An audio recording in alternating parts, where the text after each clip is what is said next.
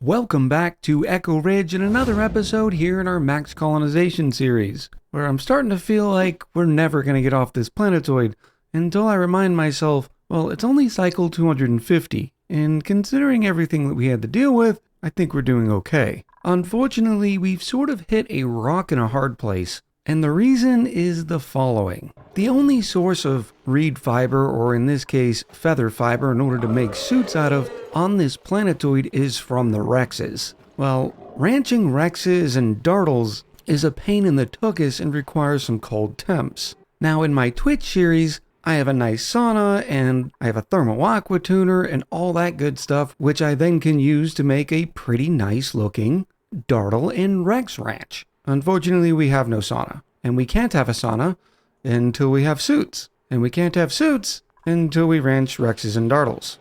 So on the objective today is going to be a sort of temporary Rex ranch, just so I can start getting some of that wonderful feather fiber. It's going to be a sloppy mess. Please don't judge me for this build. The second thing I want to do is get us off of the rustic manual generators, because while we do have plenty of idle dupes who are available to run on said generators, it really isn't the future of power for this colony. I'd like to start with bee power and using some of these Saturn critter traps. Unfortunately, the only Saturn critter trap I can find that is conveniently located on a floor level with some bee tinies is this one right here. There were some comments suggesting, well, there's another one right here. Unfortunately, the bee tinies, they don't really have any legs and they can't fly.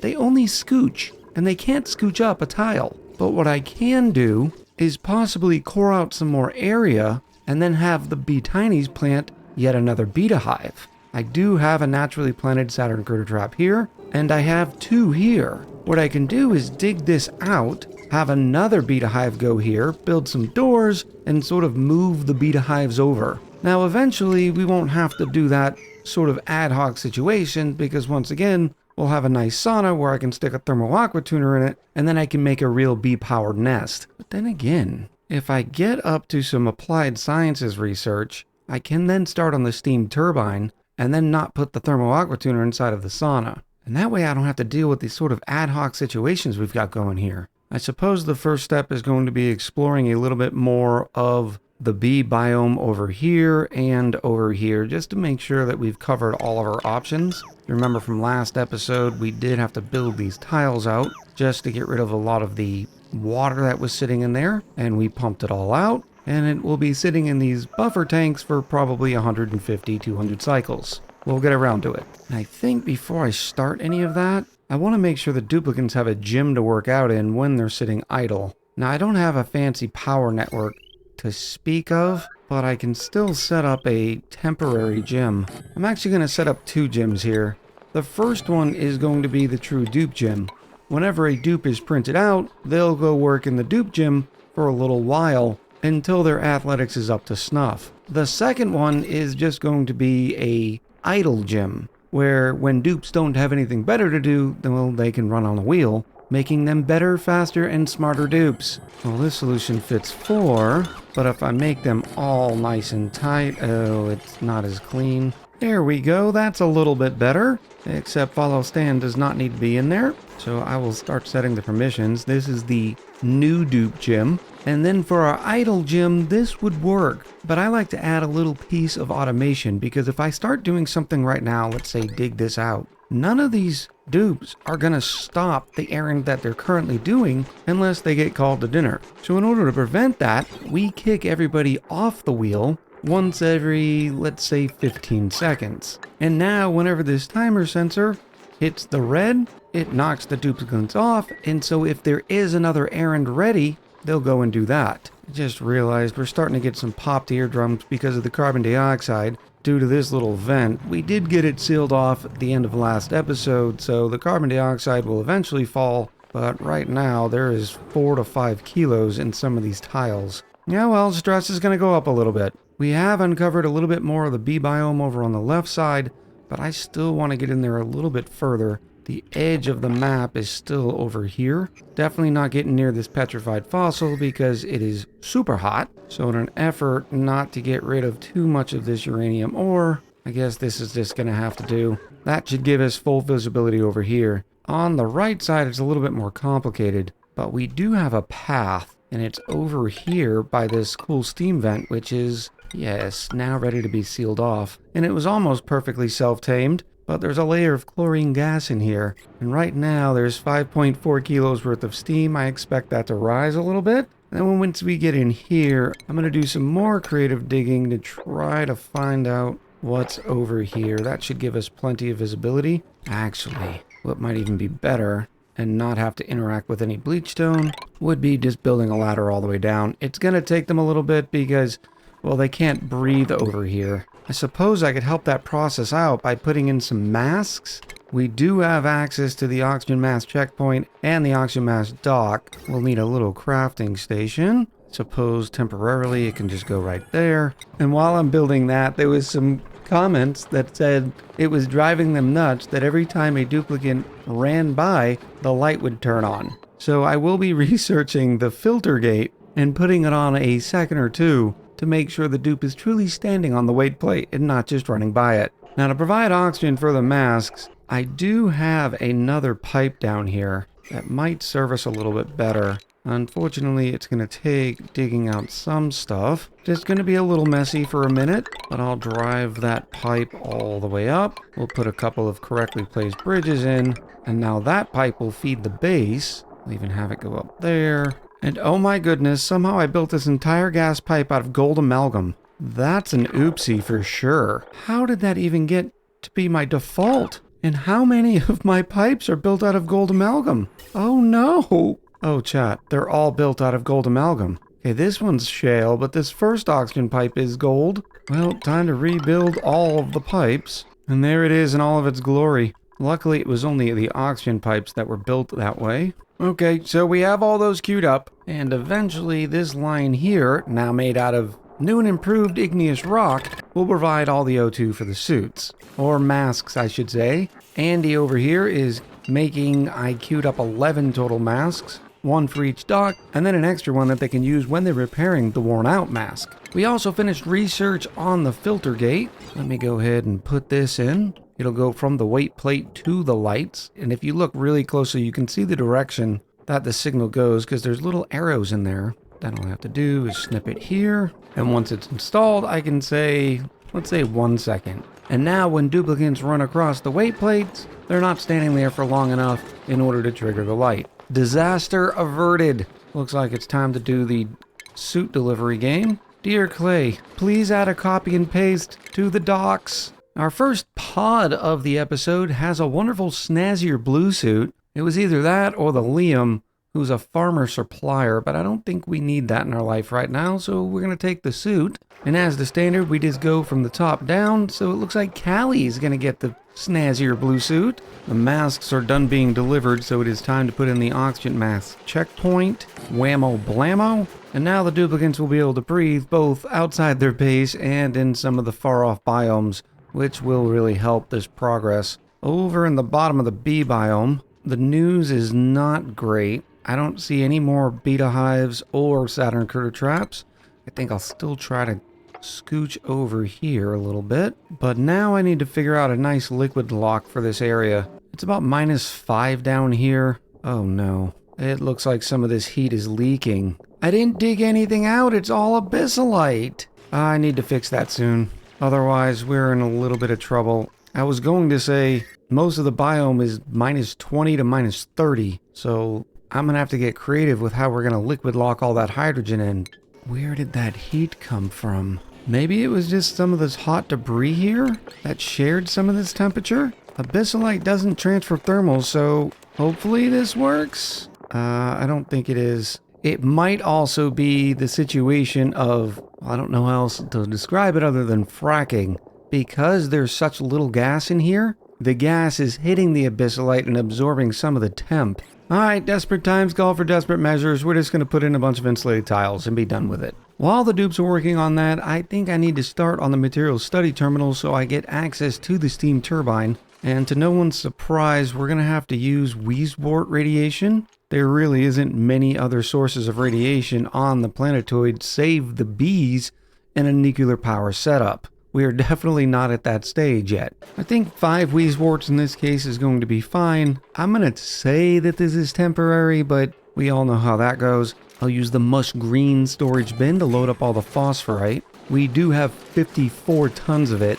It comes naturally in the starting biome, most likely for this exact purpose. Because otherwise you'd be forced to use space radiation, and on this planetoid it's not a lot. At only 125 rads per cycle, which would come out to be about 12.5 rad bolts per cycle. Now, I don't have any plastic available yet, because you'd sort of want a plastic in this area, since plastic does such a good job at blocking radiation. But the good news is nobody really comes over here to these overgrowth nodes. And to make sure of that, I'm going to disable this harvest. Don't need to be harvesting any of that. And then I will throw in our Weezeworts. Actually, I'm going to wait to throw in the Weezeworts until we're done with the work over here. And then because power is so, well, not great on this planetoid yet, I'm only going to throw in 1 rad bolt generator. Because remember, unfortunately, your rad bolt generator requires 480 watts, and that is continuous. If the rad bolt generator runs out of power, well, it stops delivering rad bolts. I would try to help that situation by using a rad bolt chamber so we can sort of store up a bunch of rad bolts. Unfortunately, you need applied sciences research to unlock it.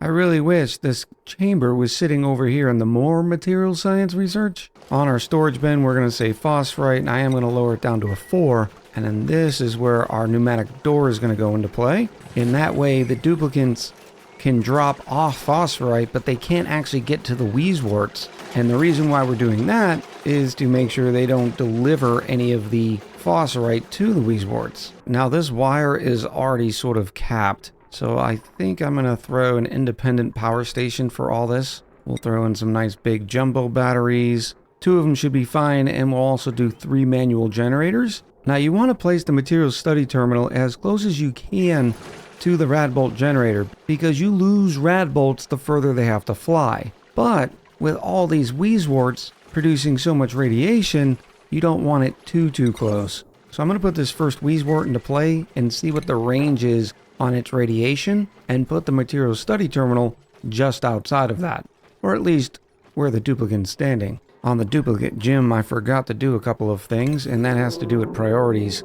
On the idle gym, we only want them to be at priority 1, so it is literally the last thing the duplicates want to do. In the new dupe gym, we want this to be priority 9, so this is the only thing the new dupes wanted to do. I'm really just waiting for somebody to upgrade this gas pipe, and then I can seal the permissions on this door. The Weezewort's been planted, and somebody delivered some phosphorite to it, so we can see the range in which the radiation is emitted. Oh, this is not going to be good. The new dupe inside of the dupe gym is going to get irradiated pretty constantly. And for temporaries, I'm actually going to cut the power to these lamps, so Kiku and Glenn Sullivan will stop running on them. I do have a bunch of refined gold, and I'm going to use this refined gold for this setup for the simple reason I'm not going to want to come in here once all of this is upgraded. We'll go through the top since the bottom already has some wire. Where did I get all that refined gold? I do not remember. Oh, that's right, we have a metal refinery. Completely forgot about that.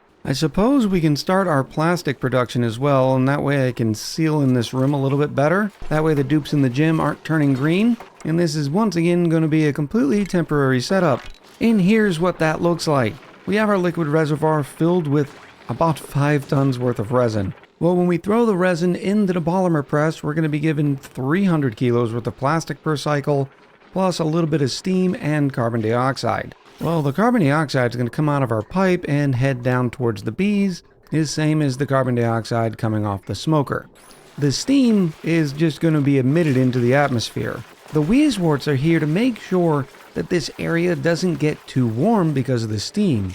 And by keeping it cool, that steam is going to instantly condense, turn into water, in which our liquid pump is going to send it off through this pipe over to our water supply, which is now having some directional issues. So we put a directional bridge down here by our spawn to make sure the water knows it's going this way, where all the water from the polymer press will end up going to the bottle filler. It's not a lot of water, so I'm not too worried about it. And the radiation isn't so bad, as long as dupes aren't hanging out in here. But remember, this is a pretty automated process.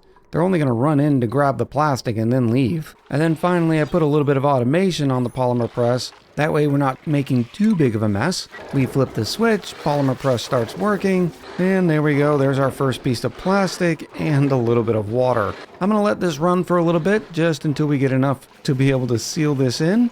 Speaking of which, all this is pretty much done, so let's put in our materials study terminal. Now the point of interest tile is right here in the center, you can see, because that's where my mouse is locked to, which means that's where the dupe actually stands. So I can get it as close to as here, and the dupe will not get any radiation from it. I'm going to put some rad bolt reflectors in. That way we are choosing where to send those rad bolts. Any excess will end up bypassing here and hit this tile. Eventually, if I get some bunker tiles, I'll put one right here, and that way the rad bolts won't be able to break it. Now, materials study is not a quick process, so you want to help the dupes out as much as possible.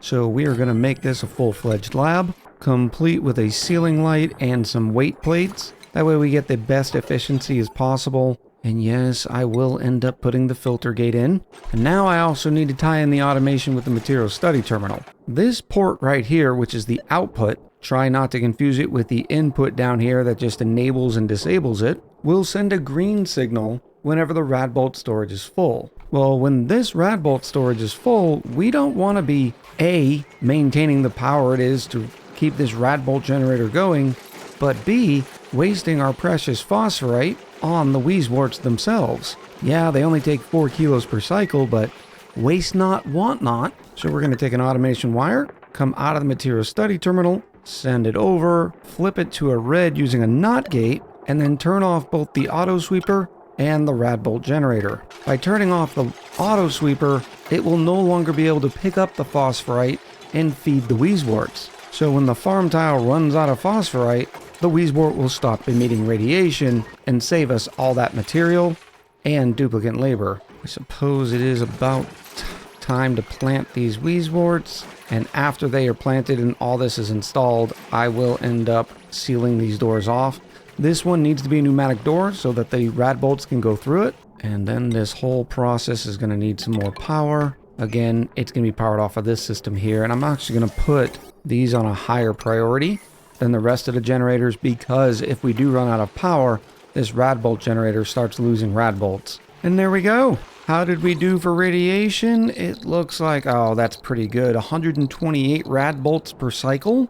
Down here, I'm not too worried about. Up here is not even that bad. I will still put some plastic on the top and the left side once we get enough. Right now, we're up to 360 kilos. As a matter of fact, let me go ahead and start tracking plastic. And the temp is starting to increase over here, but it's not so bad because remember, I'm not going to be running this thing continuously. I will end up turning it off here in a couple of cycles, which will allow the Weezeworts to cool it back down. At least, that's the plan. Update on the plastic press. It is sitting at 67.5 degrees. If it gets too much hotter, I am going to have to upgrade it to steel. It does have an overheat temperature of 75 degrees, but it does fluctuate up and down. You can see right now it is losing temperature. I think it just shoots up once it finishes that plastic. There it goes. And then starts driving back down. It does produce 32,500 DTUs, so it is one of the hotter buildings. So just in case, let me go ahead and get some steel production online. First thing we'll need is a kiln. That way we can make some refined carbon. I'm also going to need some lime, but I've realized I got rid of my rock crusher. Why did I do that? I suppose we'll put it right here. No big deal. This power line is really having enough.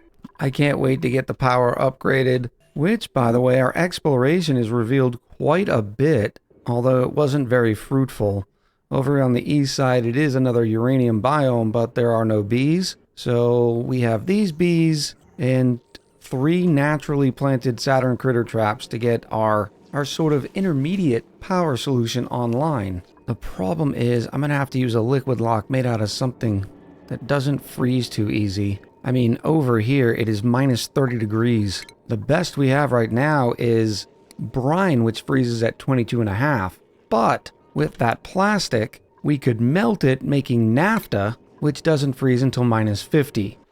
Unfortunately, liquid locks out of naphtha take a lot of plastic. Over here on the steel production, we're going to be using peat instead of coal. for obvious reasons that we have a continuous sort of peat thanks to the lums. So I'll queue up a quick, I don't know, we might as well knock it out of the park with a 99. And to save some dupe labor, I will put yet another auto sweeper in. I'll get rid of this bottle emptier and put a nice bucket of peat right there.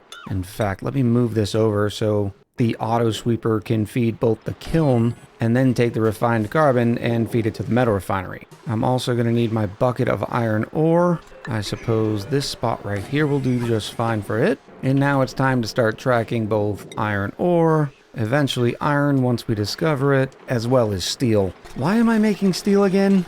I seem to have gotten myself sidetracked. We do have a wheezewort naturally planted in the area, plus one up here.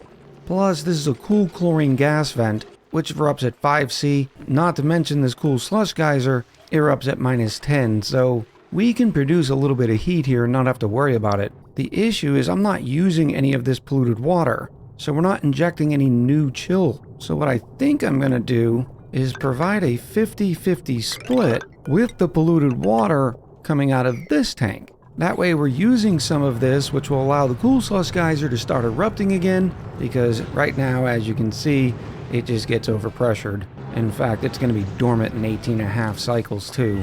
Not great. In fact, I can make this process even better. What say we put some automation in here that says, when this water level is too high, only use the water that comes out of this cool slush geyser. So to start off with, we're going to need a hydro sensor, and we'll say up to this point here. And now we have a green signal. Now I just need to figure out where to turn off this water using a wonderful liquid shutoff. I say it can go right here. So now with everything installed, I can tell the hydro sensor only send a green signal when this tank is low enough, i.e. the water in that tile is below, I don't know, 50 kilos. Red signal to the liquid shutoff does not allow the water go from point A to point B, which means we're only using the water coming from the cool slush geyser. Simple little automation, but it will really help us out keeping this area chilled, especially considering we're about to fire up some nice steel production.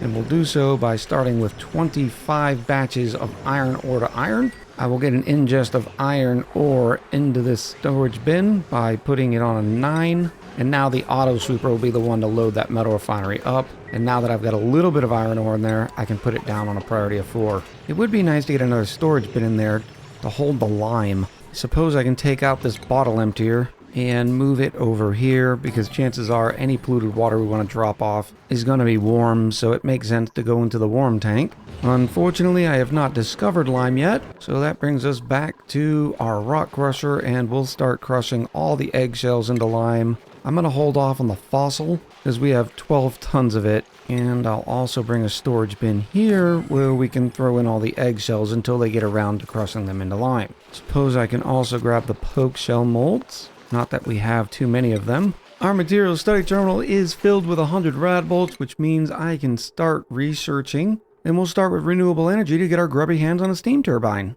One of the benefits of this setup is not only is Fallout Stan at this research station, but we also have Glenn Sullivan at this research station. So at least at the tier 1 research level, we have dupes on double duty. And the great thing about this setup is you can see that Fallout Stan is getting the 10% bonus for the lab, and then the 15% bonus for the lit workspace. Now that we're draining some of the rad bolts, the auto sweeper turns back on, starts feeding all the wheezeworts, which starts generating more radiation. We are up to 1.5 tons of plastic, ooh la la. Let me get in here and seal this. Again, the duplicants have no business being over here, so any radiation impact is going to be pretty minimal. Suppose I'll also put a plastic tile right there. Another great side effect of the automation we put down here at the cool slush geyser that I've realized is this liquid vent is full, which means the metal refinery can't output any of its liquid. I don't have any more storage in this polluted water tank, so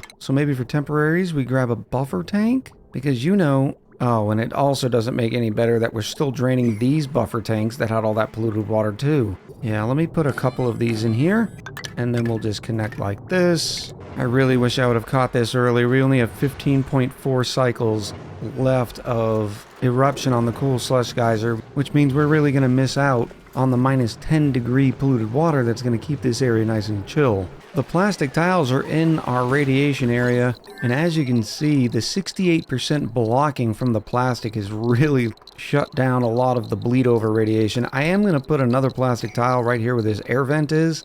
As you can see, this tile here has over 400 rads per cycle, which is bad enough for the duplicants passing up and down through the ladder, but also if somebody decides to idle right here on this ladder, they wouldn't have a good day. Oh, and we finally have our first worn out oxygen masks, so let me turn those on forever. In fact, we have 11 worn out oxygen masks. How is that possible? I still have masks hanging up. I only queued up 11. Oh, I know what it was from. Didn't we used to use oxygen masks for something up here? Feels like I've been in this colony for so long, and yet it's still a giant dumpster fire. Research is finished on the steam turbine, and I think that's going to about call it for this episode. For the simple reason the next episode's going to have a lot of lift. We're finally going to get power solidified, or at least temporarily solidified, and probably start on a Rex ranch so I can get some of that feather fiber. We didn't do too bad today, though. We got plastic online, we got radiation research going,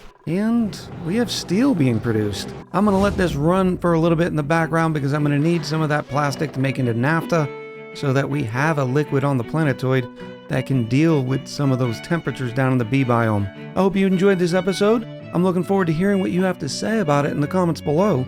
So until next time, much love, happy gaming, and I'll talk to you soon.